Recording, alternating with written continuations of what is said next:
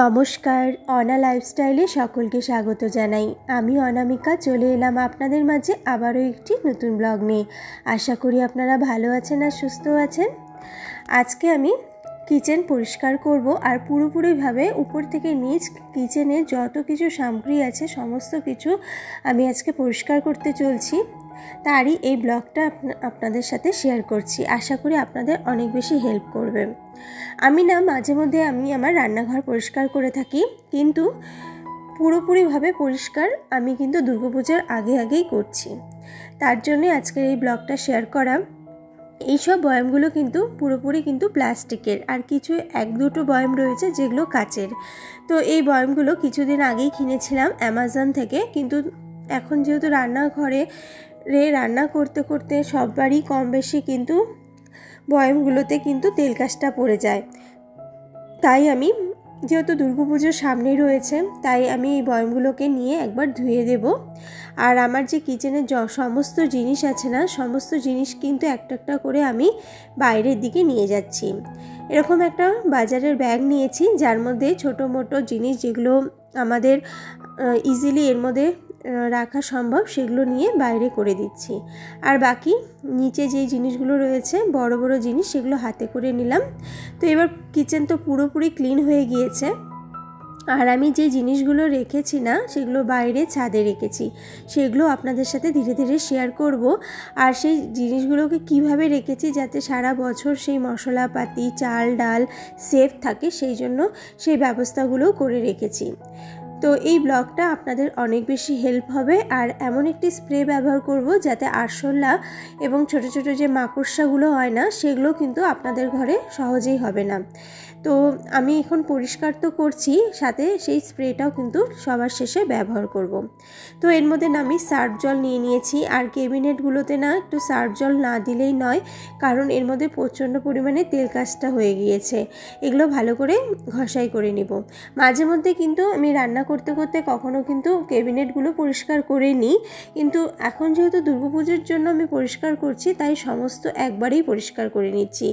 বেশি সার্ফ আমি ইউজ করিনি, খুবই অল্প পরিমাণে, আর জল বেশি। আর শুধু মাত্র একটা স্কচ ব্রাইট নিয়েছি, নিয়ে ভালো করে ঘষাই করছি।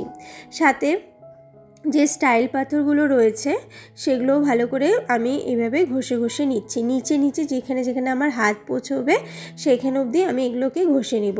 বাকি উপরে আমি কিভাবে পরিষ্কার করব সেটা আপনাদের সাথে আগে আমি শেয়ার করব। তো এগুলো আমরা কিন্তু প্রতিদিনই রান্না করতে গিয়ে আমি পরিষ্কার করেই থাকি, কিন্তু আজকে উপরেও পরিষ্কার করছি। এরকম একটা ওয়াইপাই নিয়েছি, যেটা দিয়ে আমি পুরো জানালা এবং স্টাইল পাথরগুলো পরিষ্কার করতে আমার ভীষণভাবে সাহায্য করছে। তো এখানে উপরে জল পৌঁছানোর জন্য আমি একটু মগ দিয়ে এইভাবে জলগুলোকে ফেলছি, যাতে পুরো রান্নাঘরটা ভালো করে ক্লিন হয়ে যায়। আর আমার রান্নাঘরে ঝুল বা দোলা মাকড়সা উপরের দিকে একদম নেই, মাঝে মধ্যে আমি ঝাড়ি, যার জন্য। আর আমি রান্নাঘরে যত জিনিস রয়েছে যেহেতু সমস্ত কিছু বাইরে করে দিয়েছি, তাই আমার এগুলো করতে খুবই সুবিধে হচ্ছে। কোনো জিনিস নষ্ট হওয়ার কোনো রকম সম্ভাবনা নেই। আর যেগুলো একদম উপরে হাত পৌঁছচ্ছে সেগুলো আমি ভালো করে মোছার জন্য এরকম একটা ডান্ডি নিয়েছি। অনেকেরই ঘরে কম বেশি থাকে ঘর মোছার ডান্ডি, সেগুলো দিয়ে ভালো করে সার্ফ জল দিয়ে একটু ঘষে ঘষে নিচ্ছি।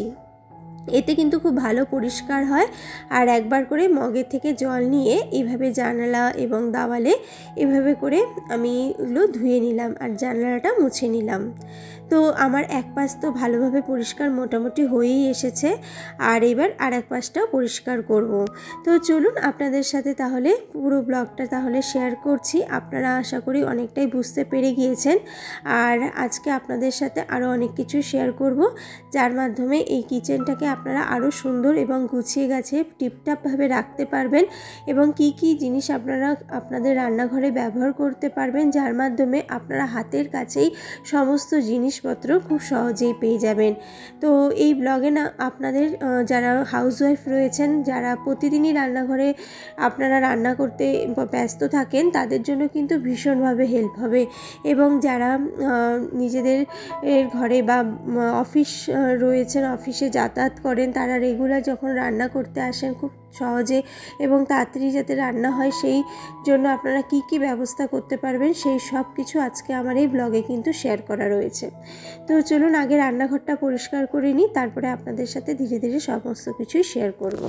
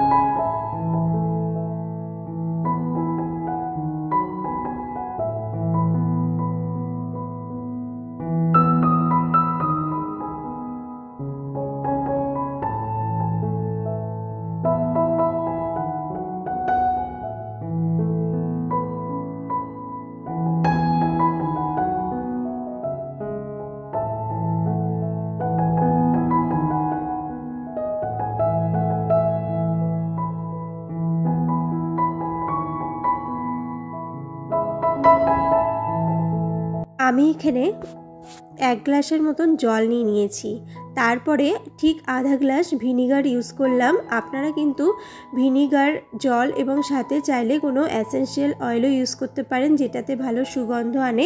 আমার ঘরে ছিল না তাই আমি ব্যবহার করলাম না, এটা দিয়ে একটা স্প্রে বানিয়ে নিলাম। তো এই স্প্রেটা না আমি জায়গায় জায়গায় যেখানে কোনা কামচি যেখানে আমাদের সহজে হাত পৌঁছায় না এবং কৌটাকাটি রাখার ফলে সেখানে মাঝে মধ্যে ঝাড়াও সম্ভব হয় না, সেই সব জায়গাতে আমি স্প্রে করে দিলাম এবং রান্নাঘরে পুরোটাই এখন যেহেতু খালি রয়েছে স্প্রে করে দিলাম। এতে ছোট ছোট যে মাকড়সা, আরশোলা এইসব কিন্তু হওয়ারও চান্স থাকে না। আর যেগুলো ছোট ছোট কীটাণু অনেক সময় দেখা যায় রান্নাঘরে কোনা কামচিতে অনেক সময় জন্ম হয়, সেগুলো কিন্তু আর আসে না। এই স্প্রেটা ভীষণ হেল্পফুল, আমি মাঝে মধ্যেই দিয়ে থাকি। আর একটা স্প্রে আমি বানিয়ে থাকি, সেটা হচ্ছে কর্পূর। 1 গ্লাস জল নিয়ে থাকি, তার মধ্যে আমি পুরো আধা কাপ কর্পূর ভিজিয়ে রাখি, আর সেই জলটা আমি সেই কর্পূরটা এই স্প্রে বোতলে ভরে পুরো একদম ঝাঁকিয়ে নিয়ে কোনা কামচিতে দিয়ে দিই। এতেও কিন্তু টিকটিকি এবং আরশোলা হওয়ার একদম চান্স থাকে না। আর এখানে আমি নিয়েছি ফিনাইল, আর একটু ফিনাইল জল মিলিয়ে পুরো রান্নাঘরে ভালো করে পরিষ্কার করে নেব।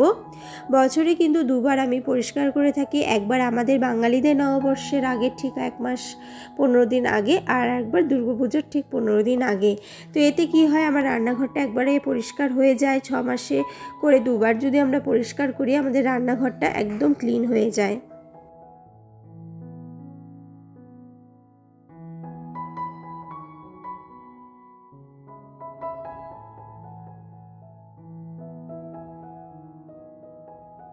আমি এবার এই স্প্রেটা এই যে সব জায়গাতে ইউজ করছি যেখানে ডাস্টবিন রাখা থাকে এবং বেসিনের ঠিক নিচে যেখানে মাকড়সা এবং ছোট ছোট অনেক আরশোলা হওয়ার চান্স থাকে, এবং সিলিন্ডারের চারদিকে আমি স্প্রেটা করে নিলাম। এবার দেখুন আমার রান্নাঘরটা পুরো ঝাঁ চকচকে করছে, কোনো রকম কোনো নোংরো দেখা যাচ্ছে না। তো এইভাবে যদি একবার করে পরিষ্কার করা যায় বছরে 2 বার কিংবা 1 বার, তাহলে কিন্তু রান্নাঘর একদম পরিষ্কার হয়ে যায়। আর আপনারা চাইলে মাঝে মধ্যে একটা করে ক্যাবিনেট পরিষ্কার করলেও কিন্তু খাটনিটা অনেকটাই কম হয়।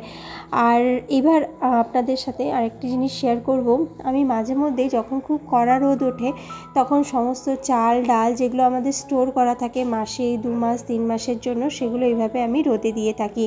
এবার পুজোর সময় আমি দিয়েছি বলে আপনাদের সাথে শেয়ার করছি, কিন্তু মাঝে মধ্যেই সপ্তাহে 1 দিন কিংবা 2 সপ্তাহে 1 বার করে আমি এইভাবে রোদে দিয়ে থাকি। আরেকটি জিনিস শেয়ার করছি, যদি বেশি পরিমাণে ডাল কিংবা চাল আপনারা ঘরে আনেন আর সেগুলো পোকা হওয়ার চান্স থাকে, তাহলে ওগুলোর মধ্যে না কিছু কিছু লবঙ্গ দিয়ে রাখবেন, তাহলে না সেগুলোর মধ্যে কিন্তু কোনো রকম পোকা হওয়ার চান্স থাকবে না।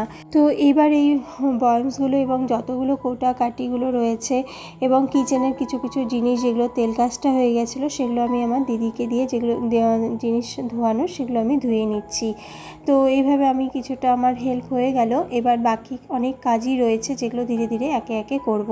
তো সমস্ত চামচ বাটি যেগুলো রেগুলার আমার প্রয়োজন হয়, যেগুলো যেগুলো মাঝে মধ্যেই নোংরা হয় সেগুলো এইভাবে পরিষ্কার করে নিলে এগুলো চকচক করে আর দেখতেও ভালো লাগে, আর রান্নাঘরও কিন্তু হাইজিন মেনটেন থাকে। সেগুলো ভালো করে ধুয়ে আগে কিন্তু রোদে শুকিয়ে নিতে হবে যাতে কোনো রকম জল না থাকে।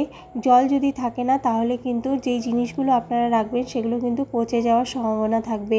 তাই আমি ভালো করে কিন্তু এগুলো সমস্ত জিনিসগুলো যেগুলো যত কিছু ধুয়ে নেওয়া হচ্ছে না ওগুলো সমস্ত কিছু কড়া রোদে একবার শুকিয়ে নিব, আর তারপরেই কিন্তু এগুলোকে ভালো করে মুছে নিব। 1-2 ঘন্টা রোদে রাখার পর মুছে নিয়ে তারপরেই ঘরে নিয়ে যাব।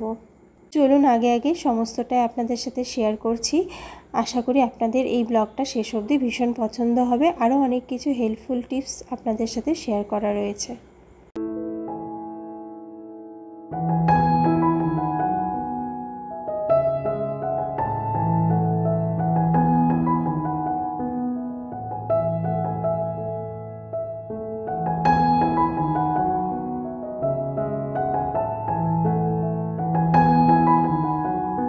কাঠিগুলো কিন্তু সমস্ত কিন্তু ভালো মতন শুকিয়ে গিয়েছে। এবার আমি এগুলোকে বসে বসে একটা একটা করে মুছে নিব। আর সত্যি বলতে একটু চাপ আজকের দিনে রয়েছে, কিন্তু এইভাবে একবার করে যদি চাপ নিয়ে কাজগুলো করা যায় তাহলে কিন্তু রান্নাঘরকে বা প্রত্যেকটি জিনিসকে কিন্তু রান্নাঘরের সমস্ত কিছু গুছিয়ে পরিপাটি করে রাখা যায়। আর আপনাদের কাছে যদি এটা অনেক বেশি কাজের চাপ মনে হচ্ছে তাহলে আপনারা সপ্তাহে একবার করে বা মাসে একবার করেও কিন্তু একটা করে ক্যাবিনেট পরিষ্কার করতে পারেন, এবং ক্যাবিনেটগুলো যদি মাঝে মাঝে পরিষ্কার করা যায় তাহলে কিন্তু কাজের চাপ অনেকটাই কমে যায়। আমি সেভাবেও কিন্তু পরিষ্কার করতে পারতাম, কিন্তু যেহেতু পুজোর সামনেই তাই আমি একবারেই পরিষ্কার করে নিচ্ছি।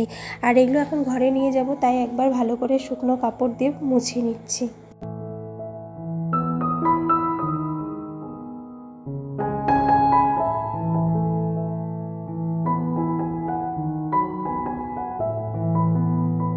আমি এখানে সারাদিন রোদে রেখেছিলাম, এখন সন্ধে হওয়ার প্রায় কাছাকাছি 5:30টার মতন বাজছে। তো এতক্ষণ যে রোদে ছিল এতে না এই জিনিসগুলো কিন্তু অনেকটাই কড়কড়া হয়ে গেছে। চাল ডাল যত কিছু আমার ঘরে ছিল সব কিছু ড্রাই যেগুলো জিনিস রাখা থাকে সেগুলো কিন্তু একবার করে মাঝে মধ্যেই যদি রোদে দেওয়া যায় তাহলে কিন্তু দেখবেন জিনিসগুলোতে পোকা লাগার কোনো রকম সম্ভাবনা থাকে না। অনেক সময় আমরা বছরের কিংবা 6 মাসে 3 মাসে জিনিস একবারে স্টোর করে রাখি, সেই ক্ষেত্রে কিন্তু পোকা হওয়ার অনেকটাই চান্স থাকে। সেই ক্ষেত্রে কিন্তু একবার করে এইভাবে কড়া রোদে দেওয়া যেতে পারে। আর এগুলোর প্রত্যেকটার মধ্যে আমি লবঙ্গ দিয়ে থাকি, তাতে কিন্তু পোকা লাগে, একদমই পোকা লাগার কোনো রকমই সম্ভাবনা থাকে না। তো এখন সমস্ত জিনিস আমি রান্নাঘরে নিয়ে এসেছি, এবার আমি ধীরে ধীরে সমস্ত কিছু একটা একটা করে গুছিয়ে নিব। আর এখানে মিক্সি জার যেগুলো রয়েছে এগুলো আমি মাঝে মধ্যেই পরিষ্কার করি।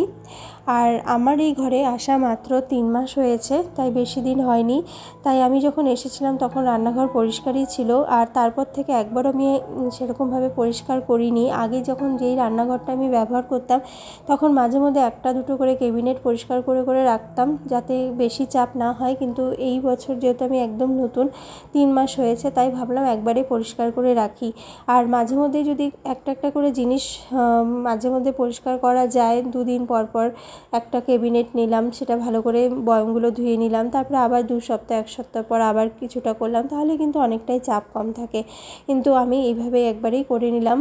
আর এখানে যত কৌটোকাটি আছে না দেখবেন একটা জিনিস লক্ষ্য করে সমস্ত কিছুই কিন্তু একদম মানে যেটা সামনে জিনিস রয়েছে সেটা কিন্তু পুরোপুরি দেখা যাচ্ছে। আর এরকমই কৌটোকাটি কিন্তু রান্নাঘরের জন্য সিলেক্ট করা ভীষণ প্রয়োজন, তাতে আপনারা নিজেদের চোখের সামনে সব কিছু দেখতে পারবেন, আর যখন যেটা আপনাদের মনে হবে সেটাই রান্না করতে পারবেন। অনেক সময় আমরা এমন কৌটোকাটি ব্যবহার করি যেগুলো কিন্তু অনেকটা মানে বোঝাই যায় না যে ভিতরে কি রয়েছে, আর সেগুলো অনেক সময় খারাপ এবং পচে যাওয়ারও সম্ভাবনা থাকে।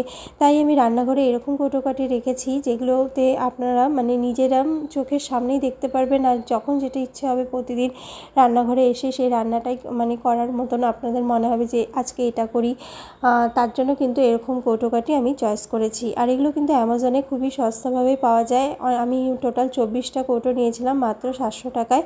তো আপনারাও যদি সার্চ করতে চান অবশ্যই সার্চ করে মানে আপনারা অ্যামাজন থেকে নিতে পারেন।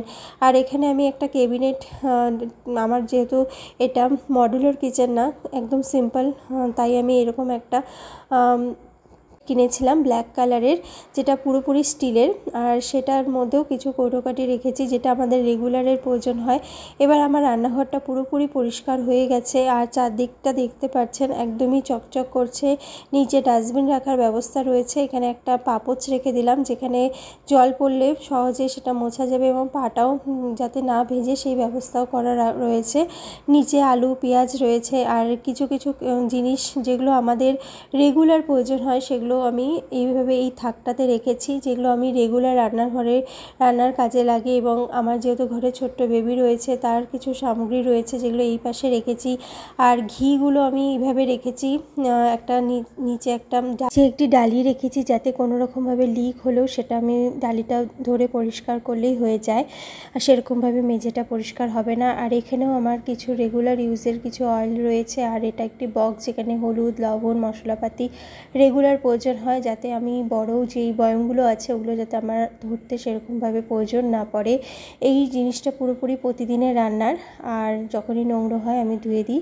আর নিচে এরকম একটি ডালি রেখেছি যেখানে বাসনপত্র, আর ওইদিকে সারা মাসের মুদিখানার জিনিস রয়েছে বড় ড্রামটিতে। বাকি ছোট ছোট আটা জিনিসের মধ্যে আটা রয়েছে যেটা আমার রেগুলার প্রয়োজন হয়। নিচে কিছু সামগ্রী যেগুলো খুবই ফ্রিকুয়েন্টলি ব্যবহার করা হয়, আর এখানে আলু পেঁয়াজ রাখা হয়েছে যেগুলো ফ্রিজে রাখা যায় না।